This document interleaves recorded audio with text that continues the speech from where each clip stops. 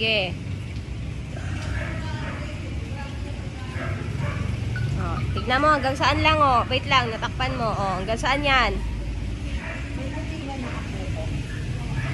Oh, ano, ganyan lang. Tignan mo mabuti. May ante, pero di halasado halata. Paano yan? Tignan mo mabuti. Guhit lang ba yan? Ay, sorry, Kikay. Okay, dyan. Sige, ayan.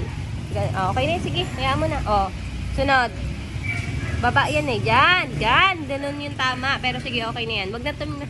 Oh, sige. Ano yung kasunod? Ayan. Oh, tapos. Oh, sige, okay lang yan. Makaku-perfect mo din yan. Perfect talaga gusto. Oh, sige. Sunod. Alis yan ate. At nahihirapan siya ate. Oh, ayan. Paano yan? Wait. Oh, tapos. Oh, sige, okay na yan. Sa susunod, hanggang dito sa pula, ha? Nakita mo yung kay mama, simula sa pula. Hindi lang mabot siya. Sige, oh. Sige na, dali. Oh. Sige, ayan. Ayan, very good. Itong unang-unang sulat ng pangalan niya, pipicturan ko to.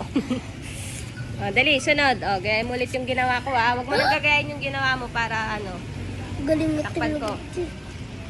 Tatakpan ko ulit yung sinulat mo, ha? Oh, mag-umpisa ka ulit. Oh, ayan. Alis yan natin. Oh, sige. Yung gayahin mo yung sulat ni mama. Buhet. Oh, ayan.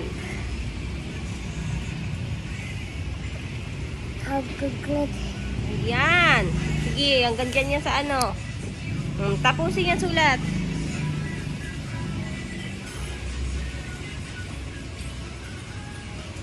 Ayan, very good.